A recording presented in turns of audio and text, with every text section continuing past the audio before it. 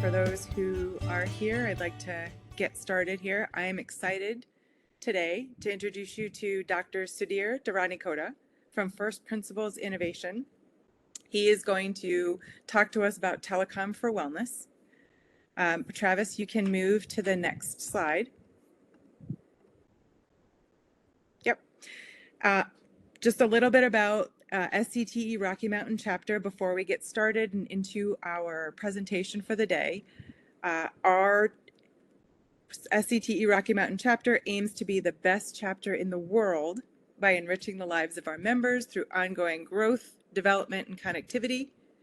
We have a variety of options that we offer, from education, like this technology course, to our members to advance their knowledge of new technologies in our industry. We have hundreds of trainings, boot camps, and more, many of which are free with membership. We'll talk about membership again in just a minute. Certifications, which allow for advancement through study and exams for technology professionals looking to advance their career. We will talk about certifications in just a minute as well. Standards, ANSI accredited programs for everything from proactive network maintenance to next-gen video technology, distributed architecture, IoT, and many more. Career advancement, we support our members' career goals through mentoring, professional development, and certification. We provide networking opportunities. Again, we'll talk about more of that in just a minute. That are organized events that help foster relationships with MSOs, vendors, and other communities and support our industry. Technology innovation. Through our partnership with Cable Labs specifically, we bring cutting-edge technologies to the forefront and into the hands of our members. And community outreach. We get out the word on cable technology down to the ground level. Travis, you can go ahead. So if you see here, we have a QR code that you can use if you're part of the Comcast group. For Comcast and Charter employees, the membership is no out-of-pocket expenses for you. Please don't forget to affiliate yourself with the Rocky Mountain chapter when you sign up. You can go to the next one, Travis. So we talked about industry certifications a few minutes ago, but many of the members that we have work towards certifications to advance their career. We have a variety of them that are offered, such as inside plant, outside plant, and many more. A little bit more about certifications on the next slide. SCTE offers incentive programs, which includes the reimbursement for exam fees in addition to financial incentives. And if you go one more slide, you'll see here, you'll see here for those exams, you'll see the exam fee and the incentive that's offered there through SCTE. When we talked about networking opportunities, the next networking opportunity aside from these is the Cable Expo. Last year it was in Philly. This year it is in Denver, back in Denver. Has not been here since 2017, so we're very excited to bring it back here. It's in October, the 16th through the 18th. Please go to expo.scte.org to register and for more information. For our sponsor, or I'm sorry, let's connect. Please connect with us on our social media, Facebook, YouTube, Twitter. Our website for the Rocky Mountain chapter is listed here, scte-rmc.org. Please visit that, and we have our email listed here as well. If you have any questions, please don't hesitate to send an email. If you know anybody that you work with who's part of the SCTE program, please talk to them. I'm certain they'd be happy to give you any and all information that they have. Our sponsors for industry partners, Vestmark, Charter, and Comcast, and then our additional sponsors, we'd like to give a special shout out to them. They supported us for this year's symposium that allowed us to provide more information for our members in 2023. Now, the real reason that we're here is Dr. Sudhir Dharanikota. He is the Managing Director for Duke Tech Solutions and CEO of First Principles Innovations and PD Care. He has more than 30 years experience in the telecom industry as a strategist, product line manager, architect, development lead, and standards contributor. He is the chairman of the SCTE Engineers Aging in Place and Telehealth Working Groups, which focus on the Telecom for Wellness initiatives. He earned his Master's of Science in Electrical Engineering from the Indian Institute of Science, a PhD in Computer Science from Old Dominion, and an Executive MBA from Duke. I welcome Dr. Sudhir.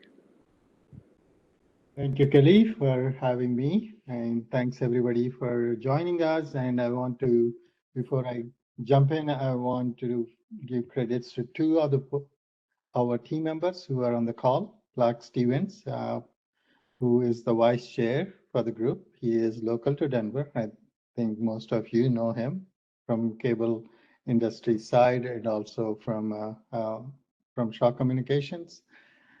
Clark, if I go off the rails, please unmute yourself and you can hit me with the hammer on my head, right? And Ira, with the same last name as me, she was also a great contributor to some of the work that we did for the last 3 years, especially in the early stages, which I'll be using shamelessly to present to you for all the work that we have done. So before I jump in, I want to give you a quick video of some of the interviews that we have done to position what aging in place and telehealth is. So here it is. It's an 8-minute video. Cable industry made a lot of progress in broadband side, but also assisted many of the healthcare and other industries.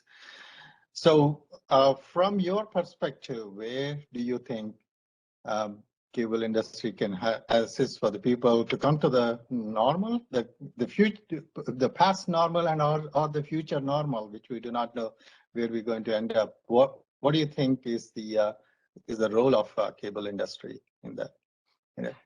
Yeah, so first off, telehealth services, aren't new. Doctors have been reaching patients remotely over networks for years. However, in recent years, that trend has been accelerating. The population is aging. Hospital costs are spiraling higher and higher, and it's often difficult to have patients in remote areas come into medical centers. So these challenges are solved by scaling telehealth services. These past 18 months with COVID, the telehealth trend has been exponential. With the population locked into their homes and social distancing and isolation prevalent, being able to perform these medical services without having to make the patient come into the doctor's office, it's not only been a popular option, but it's become a necessity. So for telehealth to continue to scale and become the norm, to your question, secure and reliable connectivity is table stakes, and that's what the cable industry provides. What exactly is the value proposition for cable industry for the towards the healthcare industry? What can we do, and what have we been doing already in some cases? So yeah, so I think it's two different directions that we can go here. The one is continue to get better and better with becoming the best in breed, and in many cases we already are the best in breed network connectivity. So telehealth services require network connectivity, and cable operators do a fantastic job of providing that connectivity. So how can we enhance that? The 10G initiative is higher speeds, lower latency, greater reliability, greater security. So we can continue moving on, in the direction we've been going there of providing better and better network connectivity to support these services. But then the other vector that we can take in this that many operators are exploring is how can we partner closely with the service providers with those different applications and work closely on the development of those services that are optimized by using that network. So just creating a much closer bond between the service layer and the network layer. Because this technology in the cable industry is really important to the oldest cohort of older adults. These are the adults that are not necessarily tech savvy. They don't have the smartphones. They don't have the tablets. They may or may not even have a PC at home and be connected to the internet. So really their outlet, their technology is their cable television connectivity and their television screen. So to the extent that we can harness the power of that technology to make aging in place a reality, to make sure that our older adult populations are safe in their homes, have access to the services that they need. I think that's been our driving focus in relationship with SCTE. And one of the critical social determinants of health is social isolation and ways of combating that. Research has indicated that social isolation in older adults is actually the equivalent of smoking 15, that's 15, cigarettes a day.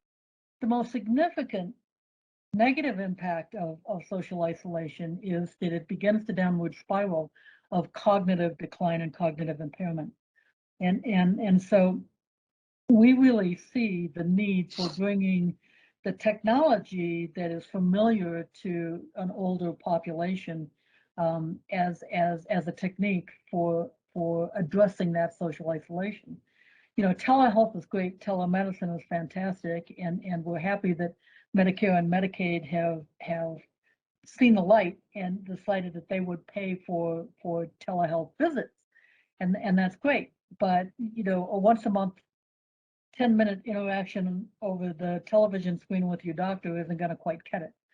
So to the extent that there are other programs and programming of value to seniors out there to keep them linked to their community and to keep them linked to their family is invaluable. And we see that potential technology there with cable. We've been, as a telecom industry, we've been using technology to solve these communication aspects and integrating the devices, and also have the boots on the ground to help people if there are issues on there. So give me a couple of examples or your feeling about in-home healthcare, right? So you, in the telehealth case, you must be talking to many of the folks out there who are tech savvy, who are not very tech savvy. What is your experience with such an environment? Yeah, absolutely. Well, if we look at a 30,000 foot level, the entire trend of the healthcare industry is that we are moving away from brick and mortar, and we are 100% in that direction where we are going wherever the patient is. So let's just say, especially for the elderly, we're talking about the home. Although I'll tell you, I have definitely done a telemedicine patient visit or two with the patient sitting in their car, so it really could be anywhere. Yeah. This is where we need your help the most, I would say, because while there is interest from every stakeholder, the patients, those that may employ doctors like health systems, physicians, nurses, we can't see how to make it work. It's almost like a scenario where we didn't know we needed the iPhone until the iPhone was made and given to us and put in our hands.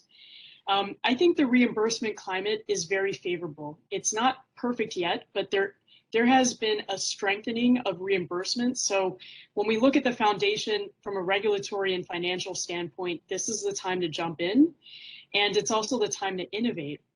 We also have, I think, less of a cultural hurdle where people actually want to try, for patients wanting to go home, for doctors wanting to send their patients home. And the reality is, as we've entered yet another surge, we simply don't have the ability to keep many people in the hospital as long as we want. I argue, should we have in the first place, but this is where remote patient monitoring could be a game changer. And I want to lay out something. We know for a fact patients don't sleep well in the hospital. They don't get good food in the hospital because it's different from what they eat at home. They're away from their loved ones. So if you really want to help healthcare, actually helping us do healthcare at home would be ideal. We need to be able to see and feel. And I think the technology is out there, but you're right, Sudhir, it's about integration. It's about having stable networks. And it's about packaging it in a way that both doctors and patients can use it, so that the doctor is not the technician. We need that service, boots on the ground help.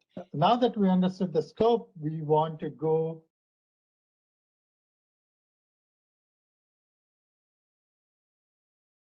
Thank you for seeing that, Travis. The video was okay? Absolutely. Awesome. So that sort of sets the stage for our discussion today. Thank you for giving the opportunity to talk to you. I had the privilege to work with the cable industry for almost 10 plus years, and I've been in this role for the Aging in Place and Telehealth working group for the last 3 years or so. This started actually before COVID, so we did not expect that COVID is going to come, and this turns into a major issue for all of us, right? So feel free to ask me any questions. So please unmute yourself and interrupt me anytime. This is something that I want to be interactive. So when we started looking at telecom, we initially started thinking that telecom for healthcare, which there are two sections that you listen to. Flo talks about aging in place, and Tina talks about healthcare. These are two different angles that people are coming from. So we started off as this should be a telecom for healthcare, E for age, but we quickly realized that the problem for the wellness, which is not really related to the healthcare alone, is a lot bigger. So we started branding it as telecom for wellness. And as the title says, it's a win-win-win strategies for communities that we are trying to address. The providers who are involved in it, it's the wellness providers or the healthcare providers, and the broadband providers like us in the cable industry who are working on it.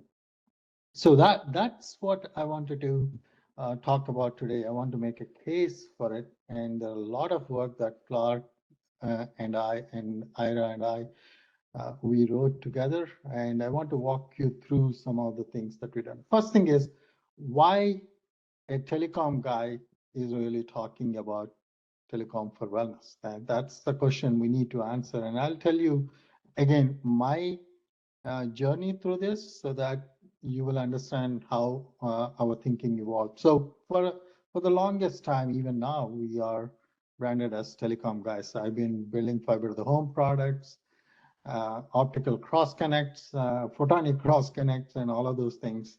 I even ran the GPON product line, fiber to the home product line for Alcatel-Lucent for 9 years. So I'm a telecom guy by heart. But then I did my MBA and I all messed up in my brain. So all of a sudden I said, there are a lot of opportunities that are out there that all this technology that we are building can be used, can be commoditized in a way that people can actually use.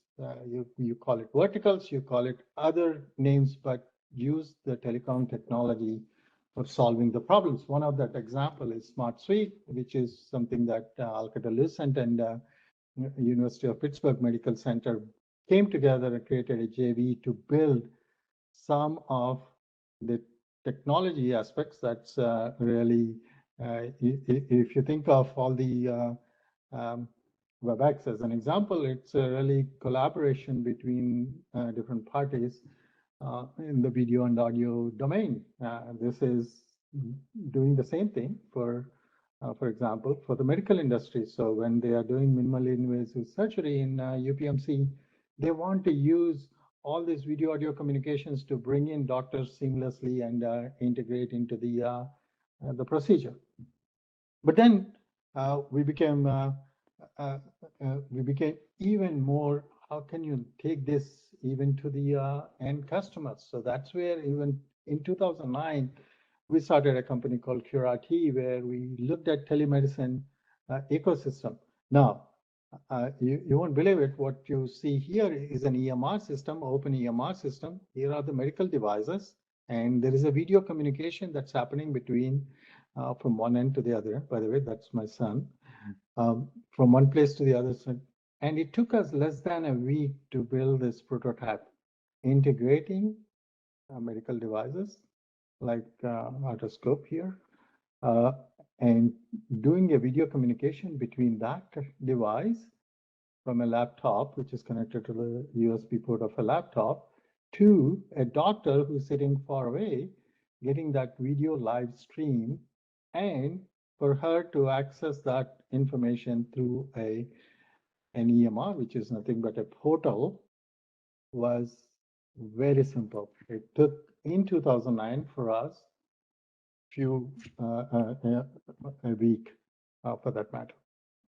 Now, so what does it mean? Technology is not the issue. Video communication is not the issue. It's really boiled down to how do we pay for it. So that said, so that is the context you need to keep in mind, that what you are building, applying to some of these needs is not a challenge there. It's really something else. So we'll figure it out. So then we went off, did a lot of work in the cable industry and the planning and transmission and all of those things.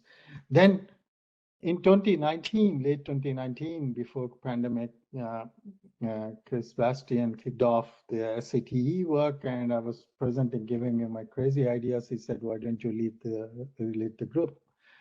And then all of a sudden the COVID hit, but we were already full Zoom, and Clark and the team and a lot of people, Ira and Charles Shewards, a lot of folks who are, and many people from Comcast and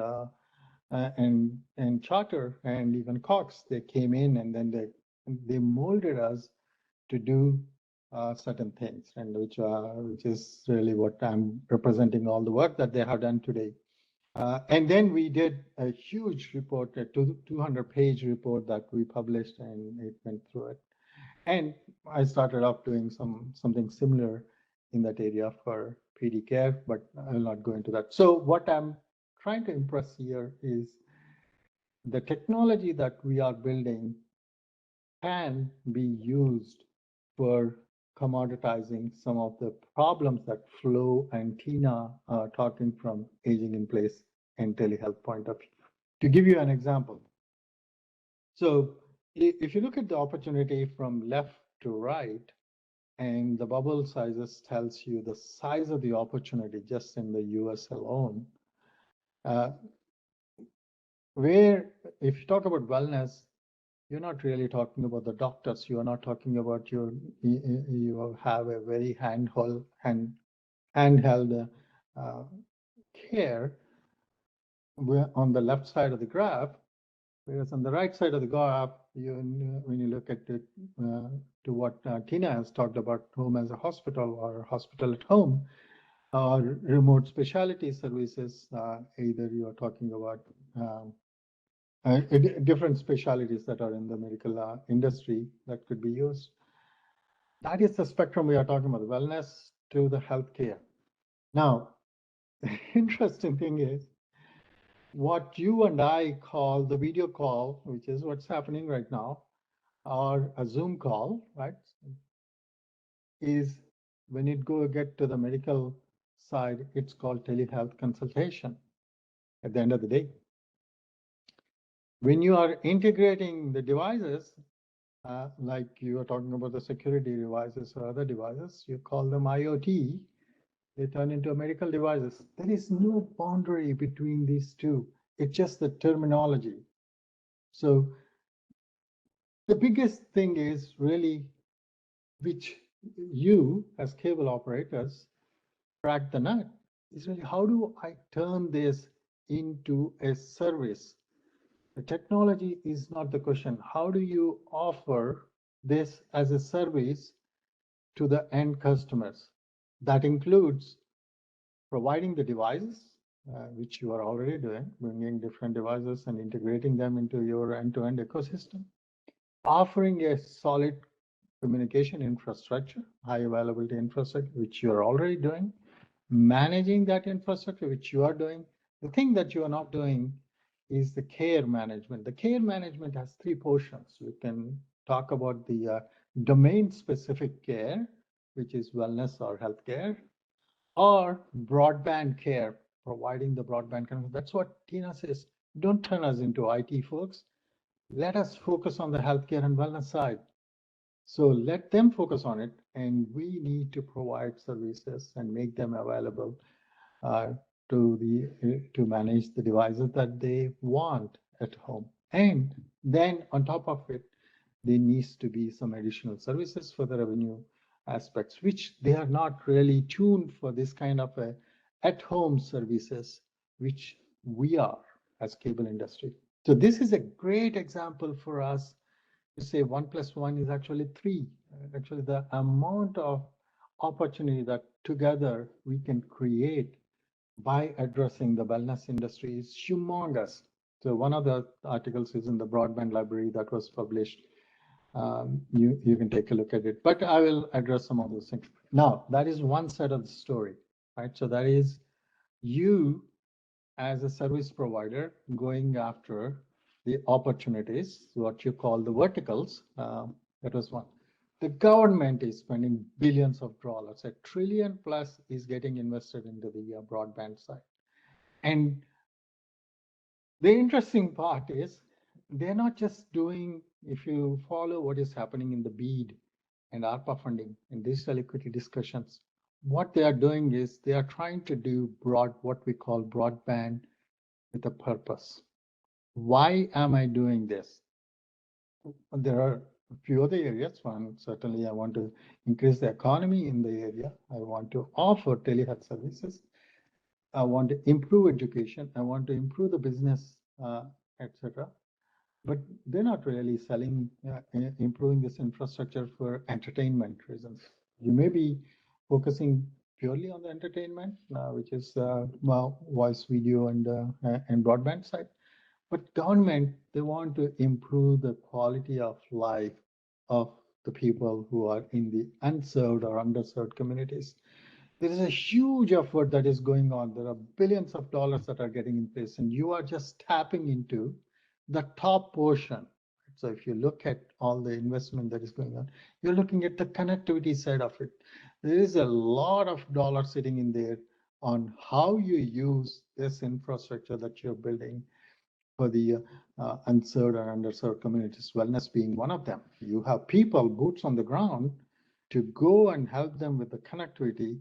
And they are looking for, the government is looking for people who can actually offer these services to the local communities. So there is a match between those things. How do we exploit these opportunities? We'll offer a win-win-win situation. Right? So let's get through that. So this is one of our slides. So where there's a great research that is done. For example, if I'm an elder and I want to stay at home, which is the biggest challenge that you will see because of the expenses point of view, because service availability point of view, and the care point of view, this huge section of people that are getting, I'll not go into that discussion, but there's a huge market that is being developed, not just in US, everywhere, on staying at home as long as possible. That's called aging in place. And there is a big study that is done on how what services are required for those people.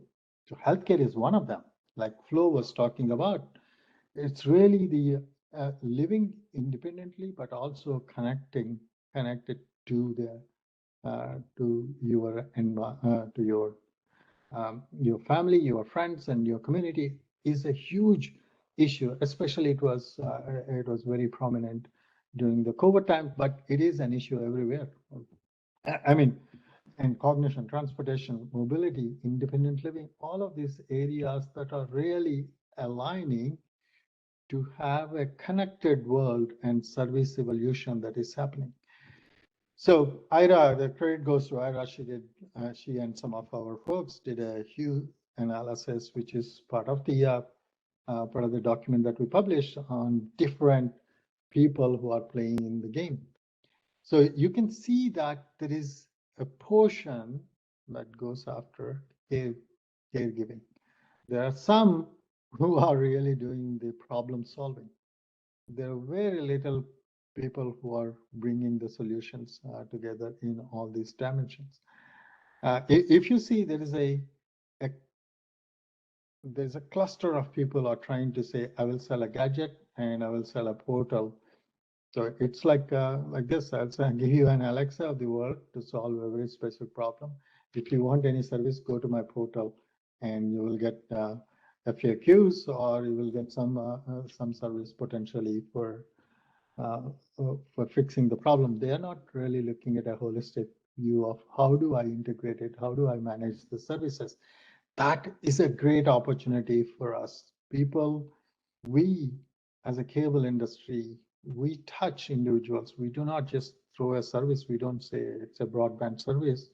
We actually manage it. We send people down there. So Travis, if you are going and looking at training your field techs, how much does it take for you to train them in addition to the managed Wi-Fi to managing a couple of devices, additional devices that you are offering?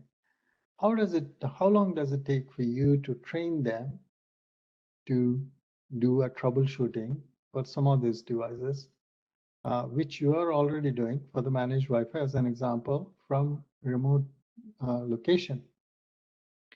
So these are the things, the natural evolution for us as a cable industry that we should be focusing on. For example, right? So if you look at it, we are building already in-home solutions, whether you want to call it IoT, some of the secure solutions, or broadband solutions that you're looking at, either interactive solutions or sensor monitoring services. This is something that you're already doing that. How about standardizing that and focusing on for a very specific problem, such as aging in place and telehealth? How difficult is it for you to turn your video and audio communication that you're doing on your laptop or on your iPad into a telehealth consultation? The only challenge is who is accountable for that? Now, there is a big discussion with all of us. Should we brand it as a healthcare solution or a wellness solution? So if I'm making 100 calls in a week, video calls, how many of them to the doctor? How many of them to my loved ones? How many of them to my friends, right? So there is a huge market on the wellness side. It's all branding, right? So a huge market on the wellness side that you can go after as opposed to going after healthcare if that concerns you, right? But the services that you're offering are exactly the same.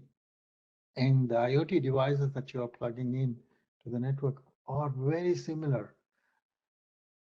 The problem that you're solving would be slightly different. You're not really talking about motion detection for intrusion.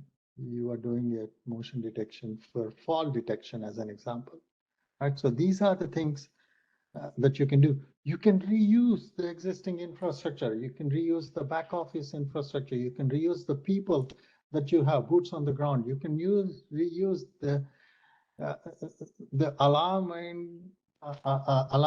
analysis that you're doing in the back office using your at the NOC. You can use similar ones for solving some of the problems.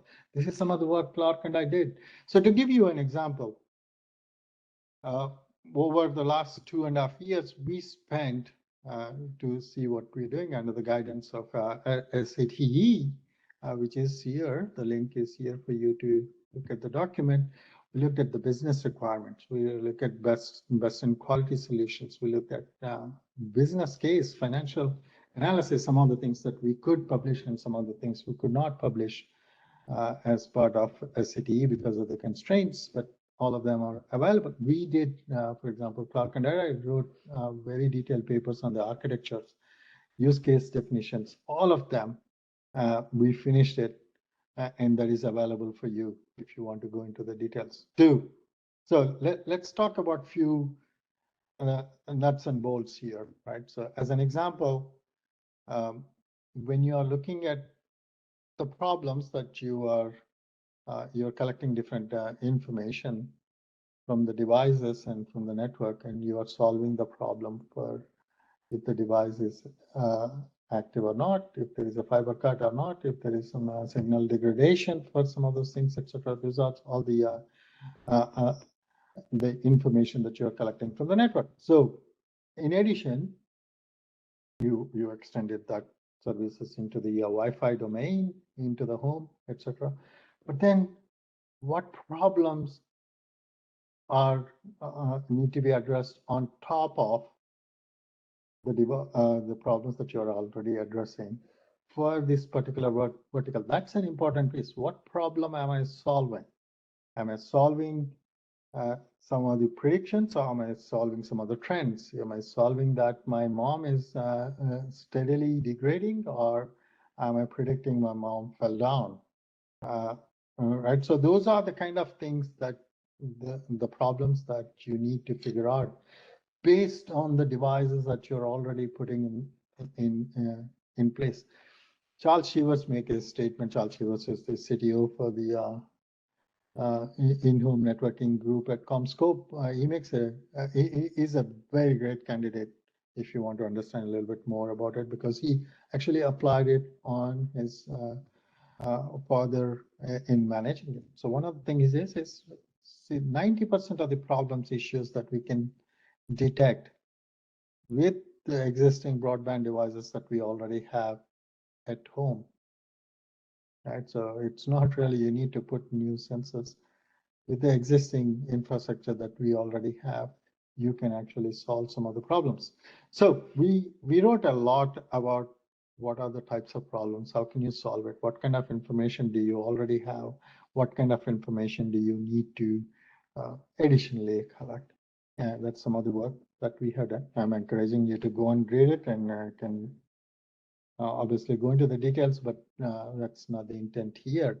And if you look at the existing router or a hub or some device that you're putting in the home, many of the things that you think of here are already there. You have Matter connection, you have wide connections that is sitting there, either USB based or Ethernet based or Wi-Fi, etc. And you have knowledge that is sitting in there, which you are crunching the numbers, and you are analyzing the data. All of this is already sitting in there, making you focus on a very specific problem with the data that you are collecting for a local decision versus making a decision from the expediency point of view. From local versus sending it to the cloud, and where you are making the decisions is the thing that you need to solve. These are the devices, these are not rocket science. This is something that we've been building forever. The area where you need to keep in mind is you want to make them easily accessible, like Flo was talking about. Flo was a great candidate for us to work, to give an example. She's based in Denver. If you guys do not know, Dr. Cog is based in Denver. And she talks about how to make this simple, how to make this intuitive for the customers, for the elderly in this case, to use it. As an example, it's a voice enabled. Is that rocket science for you? No, you guys have been doing that forever, voice enabled devices. And you can project potentially onto the TV. These are the things that we interface day in, day out, and just making sure you are building the right tool set to address that population. So one of the great things that I discussed with the North Carolina Department of Information Technology is really they keep saying that I want to train the guys to the population on the technology. I keep telling them, look, it's good that you need to train. There are certain set of people who are interested in getting trained for the job point of view. There are certain kind of people like elderly who are not capable or who are not interested in getting trained. How do you commoditize? If your goal is to make sure they falls into the economy that you are building, broadband economy, you need to make sure you need to commoditize some of these technologies. Why, as a fifth grader, why should I know about how to use a technology as opposed to how should I make a call to my teacher? How should I make a call to my friend? Those are important for him rather than getting trained in the technology. That technology commoditization has a big role in what you as a cable industry can bring to the table. And the other thing is, so you are collecting all this information as opposed to figuring out whether there's a fiber cut or the signal degradation, a modem went down or a node failure, etc. You're actually going to that individual home level analysis to solve the problem. That's the scale we need to talk about. We are not talking about the node level or home level scale. We are talking about the individual services that you're offering and some of those things that you're already building. And this is, for example, this is something that I built with Jason Page from Charter. We worked together to come up with some of these thought leadership around this. Now, why cable operators? You have all these components, many other components, collecting the data, analyzing the data, rules, notifications, if there is a failure. All of those things are already existing in your infrastructure. How do you turn that into a scalable solution for the larger population that you are going after? So then putting all of these things together, why is this a win-win-win strategy? It's a win strategy because for you, it's a huge market. That is something that Chris and I wrote as a paper, and it's elaborated in the report that we put. It's a huge market that you can go after. The second thing is for the care providers, like Tina was talking about, touching briefly, brick and mortar is not a scalable option. They don't want people sitting in there in the hospital on the bed. They want them to go back home. And aging in place, which is a wellness issue, I can tell you umpteen number of cases where already, for example, my mom itself, she's growing old. Where does she go? Does she go to elderly care or does she stay at home? If she stays at home, how do I make sure she's fine? That is a problem that is huge. Either it's expense related or it's a convenience related, whatever it is. That's a big problem. Then how, as a care provider, can I reach beyond my my brick and mortar solutions? That's the market that is being developed, and it's huge. Just in US itself, it's a huge market. And it's high paying services because the cost of alternatives, whether you send somebody to a nursing home or assisted living, are humongous. So this is something that people cannot really, we actually have a 40-page report Charles and I wrote about the business case going to the level of nursing home care. The opportunity cost of not having not having a solution like this is pretty abysmal. Right? So you really need to keep in mind. So what does it mean? Apologies, the animation is not proper. First thing we need to do is we need to lock into the concept of broadband with a purpose. Don't just build broadband for the sake of building it. Turn on the services. There is a purpose beyond that. That purpose could be education. That purpose could be business. That purpose could be wellness. Right? So you need to go after the real world problems. And that is what we went after for aging in place and telehealth. Second thing is understand the needs. What are the needs of that industry that you're going after? In this case, we went after the wellness industry.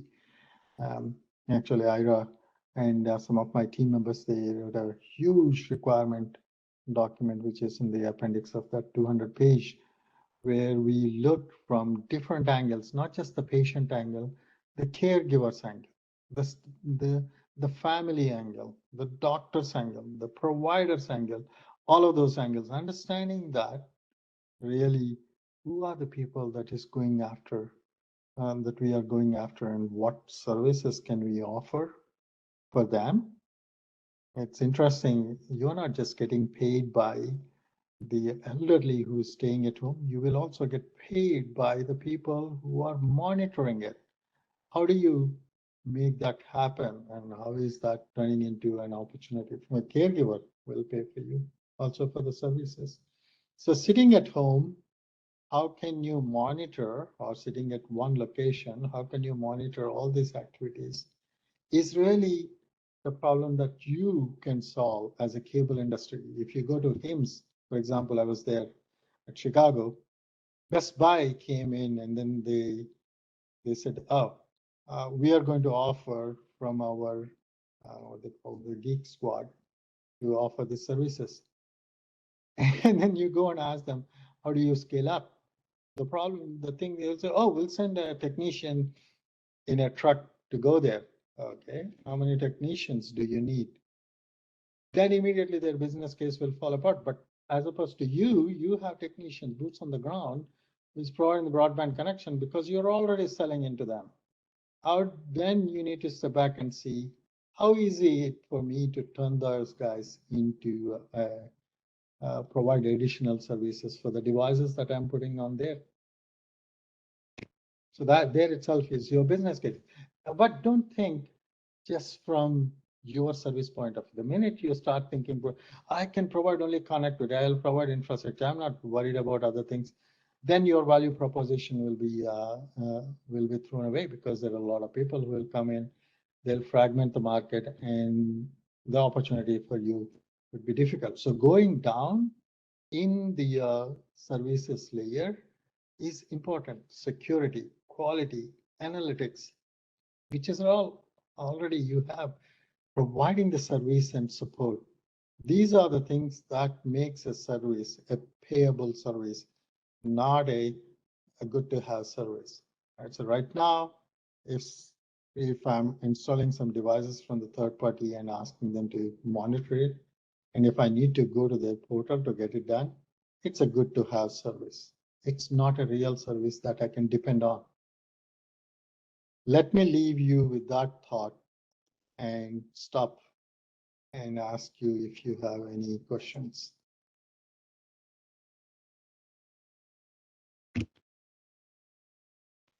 No more presentation from my side. I'm open to any questions that you may have. Yep. And just as a reminder, if you want to unmute yourself to ask questions, you can do that or type them in the chat.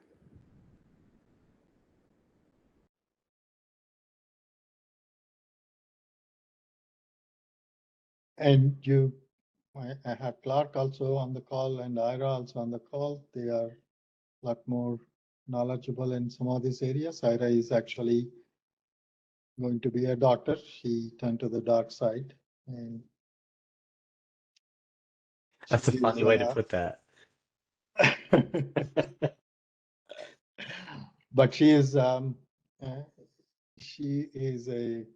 biomedical engineer turning into a doctor, and she has done great work. And Clark Stevens, who is you guys are all familiar with, he is the vice chair, and he has done phenomenal work with in this area.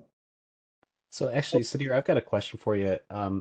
Thinking about the perspective of if we were to get into this, I'm coming into a customer's home to potentially help them with these IoT devices that are now really medical devices. Do you think there would be a comfort level issue with it being, quote unquote, the cable guy coming to do this? Do you think we'd need to rebrand it as a different style of technician that's focused on medical? Okay. Okay. It's wellness. That's an important point. So we are not there from the healthcare point of view. Mm-hmm. There are all kinds of rules. They are flexing it when Mayo Clinic or UNC says that I can send patient one day early and I will monitor you from there. And then they send I'll share the example, a $500 a box Hmm. for them to monitor, communicate back to the UNC hub. They are not IT guys. They cannot really monitor that device. They cannot monitor those things. So those things will come in very soon. But the opportunity, like I said, wellness to healthcare. So the opportunity in the wellness space for you to plan and work to make sure your solutions are ready when the healthcare opens up is humongous. That is not really, do not brand it as a healthcare, Hmm. brand it as a wellness that you are providing. Right? So that is something that you're already doing. If you are saying that I'll turn on the floodlights when there is a motion outside versus Hmm. I will open the door for you, I will send you the reminders. These are all wellness branding that you can already do without worrying about the HIPAA compliance and the intrusion that you can do. I Thank would you. also say that I don't think that the cable industry wants to take on this whole thing. I think it requires some good partnerships. And I would think that some of those partnerships would be medically focused more than we are. And they could either mitigate a medical offering or, offer a wellness offering. And we would kind of follow the lead of that partnership. But I think there's so many shareholders here with the patient, the patient's family, the caregivers. But I think so. I think there's a lot of work for everybody. But I do think that the cable industry could offer this as a product and be the primary that sort of puts a face on it and handles local billing issues, local service issues, and things like that. That I don't think some of these other companies have the staff or the capability to do. So I think there's a good opportunity if somebody can find the right combination. And I'll give an example that I was telling you before. UNC has been experimenting in sending patient a day early, University of North Carolina Hospital, to home in the rural community because it releases the bed for them. And they think that it's a calculated risk they can make for being profitable. And also, like Tina said, make sure they are comfortable at their home. So what is required for that? They need to have a good broadband connection. They need to have a reliable communication if there is something fails.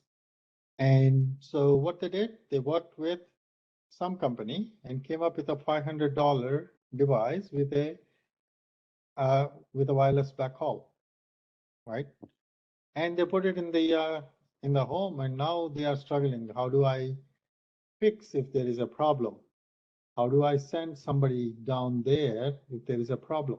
Now, imagine BEAD is a way, BEAD or RDOF or whatever that you are applying for, you are already building infrastructure there. You need to have boots on the ground, Travis, somebody from your team, the guys that you train, they need to be there, and he's living local. Does it make sense for you to drive 10 minutes to that home to fix that broadband device that UNC put in? Or does it make sense for a geek squad who is sitting in Raleigh to drive 50 miles to go there to solve that problem, who can only fix a portion of the problem, not the complete problem? They are your customers. You can get a lot more details than what geek squad can see on the device, as an example. But then to your point, to Clark's point, the service, the healthcare service is provided by UNC. You are not substituting that. You are augmenting it, but you have a huge market that you are capturing as part of it. You have a sticky customer. You have additional revenue that is coming from the verticals, and you are recruiting your field techs to do additional work, and you are recreating the jobs, and the government is retaining that talent locally. Everything is a win-win-win situation here. It's only that we need your commitment. That's the punchline. Awesome. Thank you. Any other questions?